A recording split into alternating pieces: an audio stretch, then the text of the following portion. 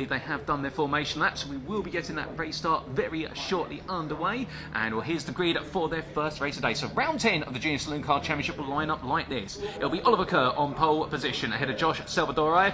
Wilf Butler and Carl Wells will line up on row 2 ahead of Luca Maserati and Ollie Smith. On row 4 you've got Max Scharfegger and Lewis Stannard, with Lewis Austin and Martin Wright completing your top 10. Outside that top 10 and looking further on down the order, we do have what will be the combination of Matthew Swatton and Joe Wood on row number 6. Timothy Leonard and Sherry Ann Powell line up on row what is number 7 there. And then we do have on row number 8 Tom Elgar and Leon Holly. And then we do have, last but not least, Lexi Thao, who will have a 10-second delay to Lexi's start, and that is due to a penalty that's been carried over from what was a previous event. And well, therefore, ladies and gentlemen, that's how the grid lines up. So all 17 drivers in position, and well, as we get set and ready to go racing here to open up this Sunday of the weekend, I think they've been given the call, and well, it is going to be the green flag lap there, so we do apologise. We thought we might be going to race start. We didn't quite see what the procedure was, so we will be getting to see our drivers make the way around once again, and well, in doing so, they'll get to warm up those tyres, which will be lovely to see. And as they make the way on around there, well, the one thing, of course, with these Citroen Saxos VTRs, it is a single-class race. It's all about of essentially trying to give these youngsters, and I should emphasise that they are young racers here. All of your drivers you see on screen are aged between 14 and 17, and this is their way to step from karting, which is most likely where they've begun their motorsporting journey, into car racing, or what is closed cockpit and closed wheel racing. It's in its 11th year, started in 2014, but the first champion being James Dorlin. Now, why is that significant? Well, if you think about James Dorlin, what has he gone on to do as a result of racing? Well, he's gone on to race in the Porsche Sprint Challenge Great Britain, British GT, and is now on the 2025 BTCC grid with Toyota Gazoo Racing. So he started his journey racing in Citroen Saxos, and he's made his way all the way to one of our major racing divisions in the UK. But as all the drivers get set and ready to go here, well, it's a short circuit, of course, Silverstone National, only 1.64 miles in length, or depending on your nomenclature, also 2.63 kilometres, and this focuses on the northern half of the circuit, where the original start-finish straight was when the circuit did open up to its Grand Prix layout in what was the 90s, if my historical mind is correct. You have 5 corners here, and all the corners being very heavily focused around what is medium to low speed corners. You do have multiple straights as well, and from speaking to the drivers yesterday when I had the chance to catch up with them, they're all saying to me the same thing, which is expect pack racing. We saw plenty of pack racing in what's the rescheduled Brands Hatch race to see us out yesterday evening,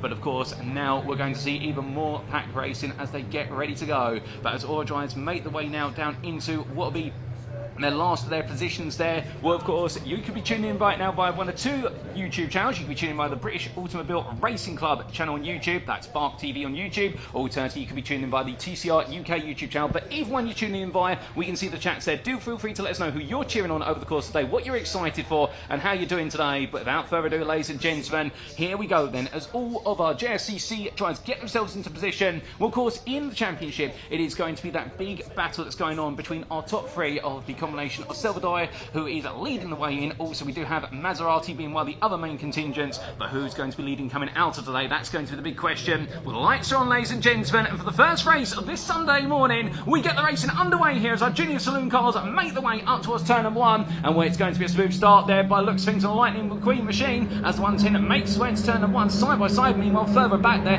that's the 222 being passed by the number 70. The 70 making some progress there. Wolf Butler already up into second there, as we do see Kerr falling backwards, but as they now make the way towards turn number 2 there. A bit of wind being picked up. Oh, goodness me, that is a big turnaround there. That's the number 42 who's gone around. I'm not quite sure what's happened to the 42 of Powell. We'll try and find out what's happened to Sherry and Powell in due course, but making the way on through what is turn number 2. The rest of the field are making the way around right now. 4 wide there towards the back of the field, getting a bit of inventive there, and Sherry and Powell absolutely frustrated with the car and trying to figure out where to go right now. Definitely a big shunt, and I'm sure the marshals will be over shortly to help Powell make their way back to what will be the safety barriers. But as we do see our drivers coming on down there, I believe we are under green flag still racing. There'll be a yellow flag around what will be turn number 1, but as the field makes its way into Brooklands, and through the left-hander there and up towards Luffield, well, everyone here now starting to settle down. We do have the safety car, so it looks like we will be getting a safety car deployment for the purposes of what will be this race. So we will be seeing the race brought under a calming measure here. So safety car has been deployed, and as they make the way on around here in towards what will be the start-finish line straight, we can give you an update on that running order. But goodness me, a bit of a nasty shunt there, and hopefully Powell's all okay. By the looks of things, they've been able to get out of the car, and they will be checked over by the medical team, of course. Oh,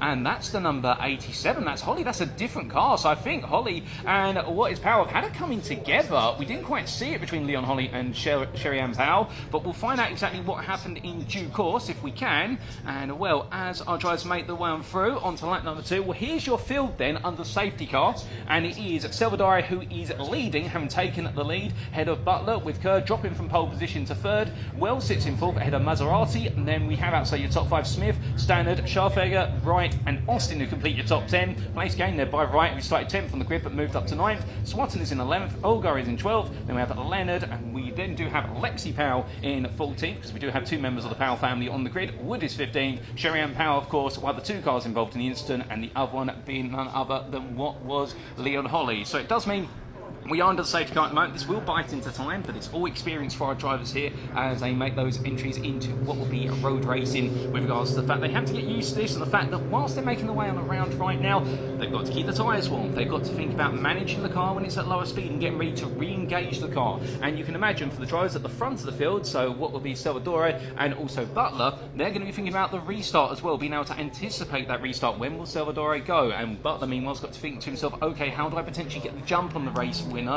who will be race winner, I should say, the race leader, who will try and become a winner by getting the jump by running away. Of course, Salvador being the winner out on circuit yesterday, that's why I'm getting my words mixed up there. But they've all got to learn about this experience, and I did speak to what was, I do believe it was Matthew Swatton in the number 28, who you'll see going around there in this race and indeed the other races today, and he's currently in what is, I do believe, as we just double check, he's in 11th place currently.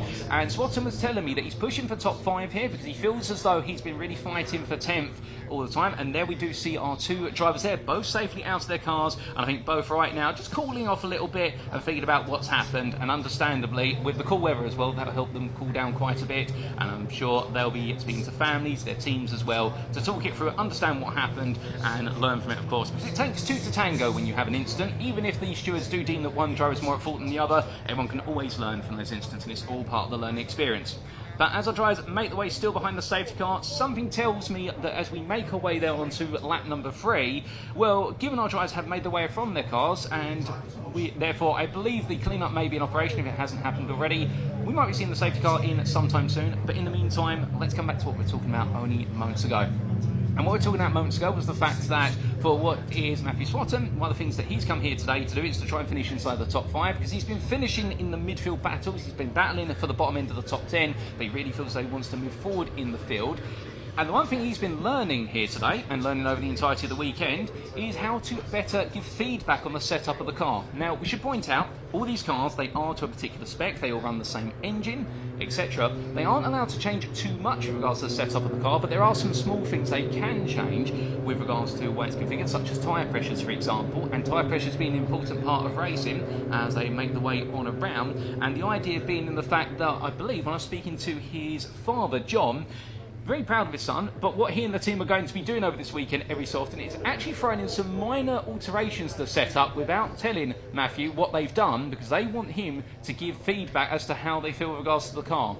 But speaking of feeling with regards to the car, well, we do see Holly's car there, and now it's going to be feeling a bit more sorry for itself, as it does have the JCB starting to hook up, and well, the JCB and the Marshall team, they'll be moving that away shortly, but this will continue to bite into our race time there. So unfortunately it does mean when we do go racing, we may only have about half the race time left, but to be fair, that will turn this race from what was already a 15-minute sprint into what will be a super sprint, if you will, of about, I'd say, 6 to 7 minutes, albeit we've always got to give a big thank you to our marshals, the Orange Army, as they're also known, for the fact they're doing an absolutely fantastic job week in, week out. And if we didn't have the marshals, we couldn't go racing, because safety comes first in motorsport, there's no doubt about it. You'll see posters wherever you go, venues around the world, talking about safety in motorsport, and the marshals are at the core there of making sure things operate in the safest possible manner.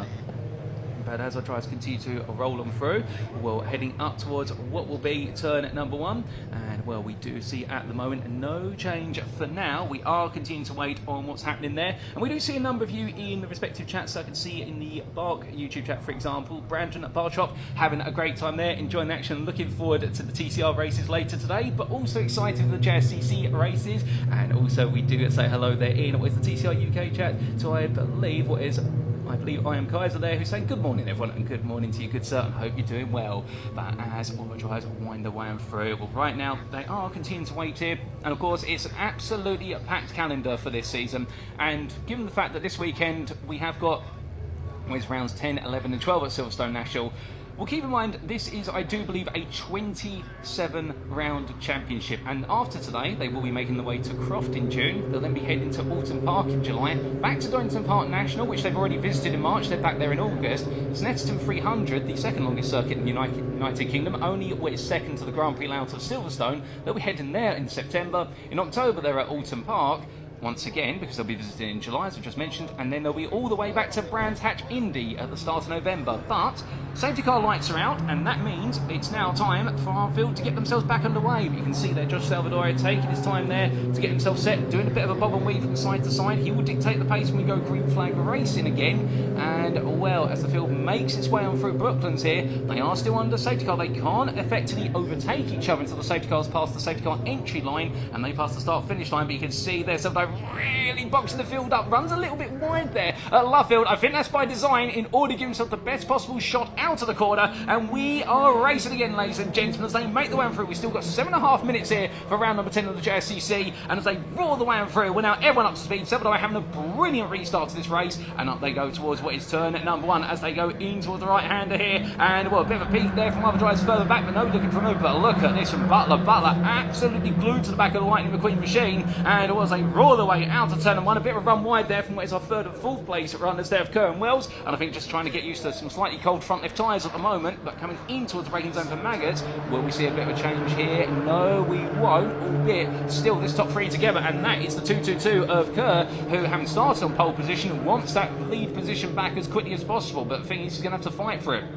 Heading on down what is the Wellington Straight here, and a peek up the inside of what is Butler, looking at the inside there. Meanwhile, it's going to be, well, Kerr's falling a bit further back, but Butler on the inside, Salvador on the outside here. Butler's got a nose ahead, so surely he's going to get this done, but Wilf Butler's going to be wearing a big tail slide there through what is Brooklands and gets it stopped in time and does secure the position. Lovely move up the inside, a classic move, but Salvador, they're not fighting it too hard, and I can imagine his aim is going to be just simply to stay there right now and stay absolutely glued to the back of the number 70, because the reason being, yes, you've got the lead, but you're not pulling away at all, because we've got a couple of long straights and we've also got a limited number of corners. So therefore, what does this mean? It's going to be the Tour de France, but in Citroën Saxos instead. Well, we're going from what is a French country to French machinery, albeit on British soil. But as they head in towards turn 1 this time, well, there's the field as they're listed at the moment. In terms of any other changes, we have had Wright move up into 8th ahead of Scharfegger, Max Scharfegger dropping a place and roaring the way through that right-hander and on down. Well, we do see there Smith in 6th place right now, glued to the back of Maserati as well, trying to make some further progress is Smith, albeit that progress is being found at standstill. There's a little bit of a front left lock up there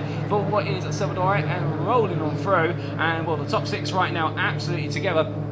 And with regards to that top 6, they're only separated by what is 1.5 seconds in totality here as they roar the way on down what is this back stretch. And well, what is now going to be Butler bringing himself over to that right hand side. Well, this top 6 is breaking away, but it's also further going on further down the field. But Salvador looking up the inside there into Brooklands. Can he get for it? Well, Butler thought it was coming, so he's run a bit wide, but I think that's by design now. I think he's realised if I go wide at Brooklands, and I've got a nice line inside on Luffield. But the thing is, he runs a little bit deep, and Salvador right now nipping at his heels here. But you can see Kerr once again right behind him as they make the way through the right-hander. And well, this top 3 starting to push each other away, but here comes Kerr trying to squeeze his way to the inside of the Woodcock corner. This is absolutely bold and brave. I can imagine if he was any closer, he'd be rubbing against the barriers. And as they head up towards turn number 1, well, Kerr's still there. Salvador, is he going to back out? Is he going to try and stick it around the outside? What will be Cox Bend? Well, too wide they enter. Do they exit too wide? The answer is no, because that is Kerr on through. And Salvador drops down another place now. And here comes Wells. It looks as though the cork's been pulled from the proverbial bottle, and the places are all flying out now as they come down towards turn number 2.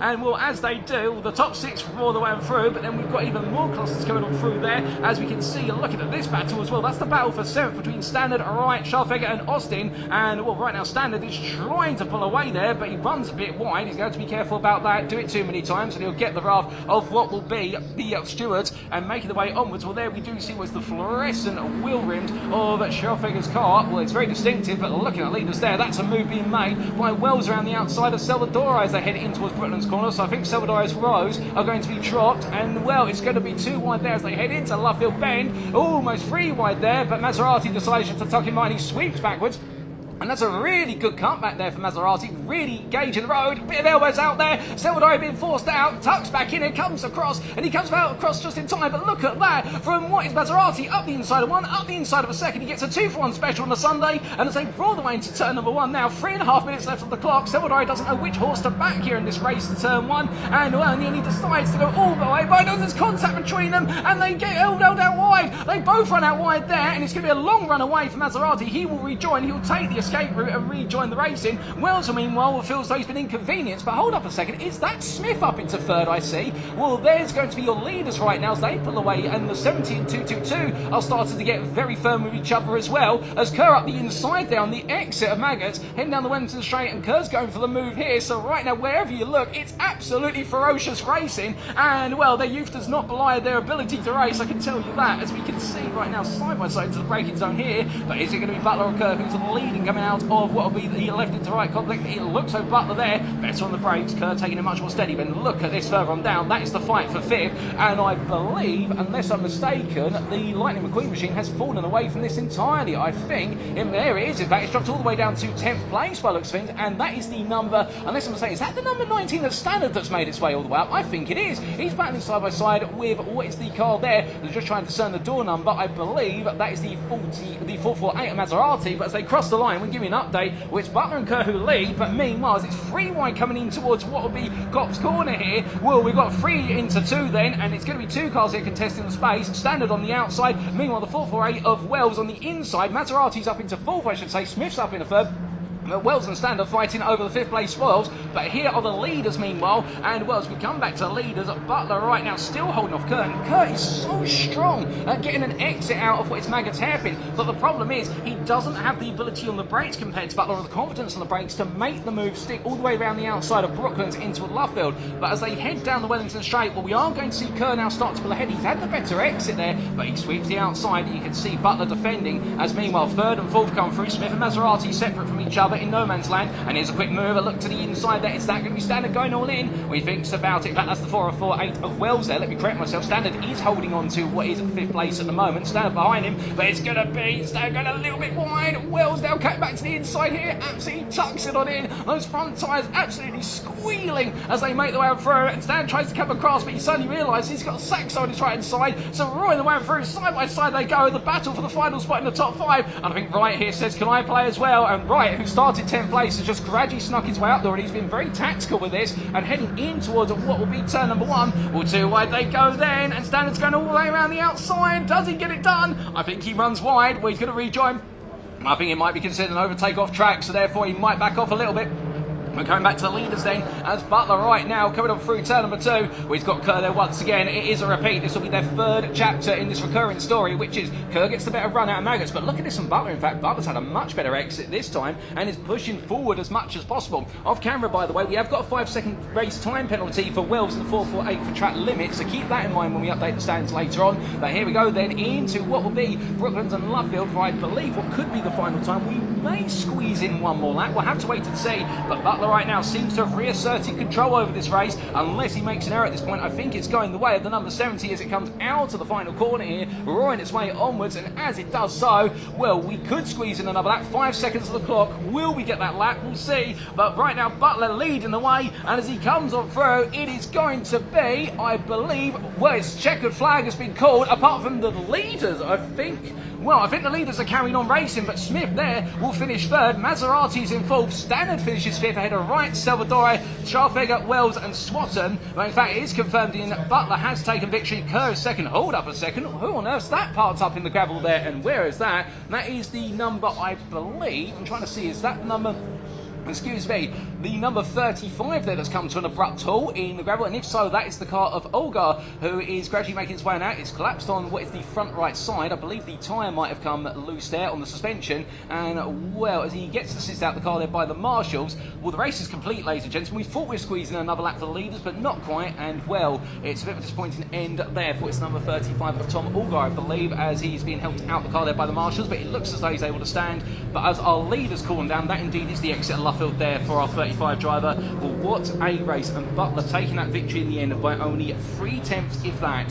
over what was Oliver Kerr, who fought his way back up through the field, but in the end could not find a way to upset the run of what was Wilf Butler to take that victory for round number 10 of the JSCC. But as all our drivers come into the pit lane, I think right now, if they were cold going into the cars, they will be absolutely piping up coming out of them, and the adrenaline will be pumping. But here are your provisional results, ladies and gentlemen, for round number 10 of the Junior Saloon Car Championship, the Silverstone National Circuit, and Wilf Butler taking victory there by 2.7 tenths over Oliver Kerr. Ollie Smith finishing third, holding off Luca Maserati in the end for the final spot of the podium. Maserati pushing onwards to fourth ahead of Lewis Standard, who round off the top five. Martin Wright, sixth from 10th place start, a great job from him. Josh Silverdire in the end taking 7th place, a bit frustrated with that one, given he was battling for the lead, but I think the contact into what was Cox Bend cost him dear. Max Scharfegger was in 8th ahead of Kyle Wells, and then Matthew Swatton finished the race in 10th. That was your top 10. Tiffany Leonard best the rest in 11th ahead of Tom Elgar, Joe Wood and Lexi Powell completing your top 14 finishers. Fastest lap of the race being set by Smith.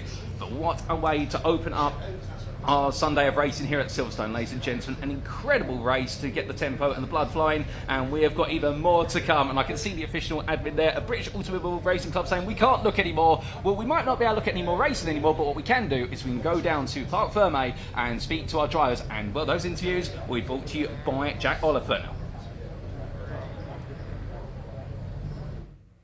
The Junior Saloon Car Championship has absolutely served up a belter to open this this race Sunday, and I can see that Oliver Kerr's getting out of his car after throwing everything at Will Butler, but he couldn't quite get there in the end. But it was a very, very frantic last 8 minutes after that safety car intervention, as we all saw. Hopefully all the drivers are okay and the cars are okay as well. That's really what we really want to know.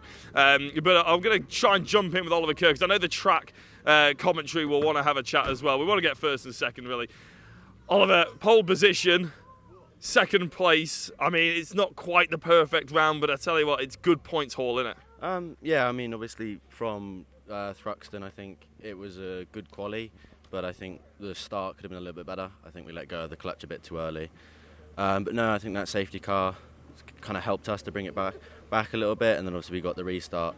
Then we got Josh, and then I tried to get Wilf, but I think ran out of time. You know, I was trying to give him everything I've got, but you know, I just came to come away with second. I mean, it's a good points for the championship after those rounds at Brands, but you know, I think, and especially after that race yesterday, where our clutch went. So I can't thank Quintec Racing enough for putting all the work in overnight to get it ready for today. Yeah, I was going to say, your dad actually mentioned to us as we were walking out of the assembly area that it was your clutch. You were stuck in fourth gear, weren't you, really? Yeah, I had to do, I came in and it was like, I've got no clutch. So I went out and I had to put it in fourth, and I had fourth of the whole race. So still doing some pretty good lap times, though, apparently. Well, congratulations on the second place, and hopefully we'll speak to you a little bit later. Cheers. Right, okay, I want to chat to Mr. Butler. Mr. Butler, come in. Big win, that was a hard one as well, especially with Oliver Kerr and Josh Salvador around you for the majority of that.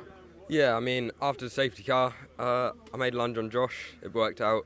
I got a nice little gap, but then Ollie soon closed that down, so I spent the rest of the race defending, really. Yeah, well, defending you did well, I have to say. How hard is it when you come after that safety car and then you make the move that your adrenaline's pumping, then all of a sudden you've got to think about behind you more than anything else?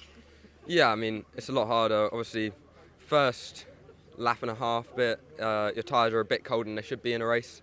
So you just sort of have to try and calculate where you're going to come off the corner when you're taking a tighter line. It's just, yeah, it's hard, especially with Ollie behind you, sat right on your bumper. It adds a lot of pressure. Yeah, I can imagine it does. Right, a big congratulations to yourself. I don't know if we've got to make sure, I'm wondering if Chris in my ear is going to tell me if there's any clean-up out there on circuit, but an absolutely brilliant race from the JSCC, and I believe there is recovery out there, so we might be able to do another interview actually with Smith over here, who's posing very nicely for his photos, making sure he gets the gram.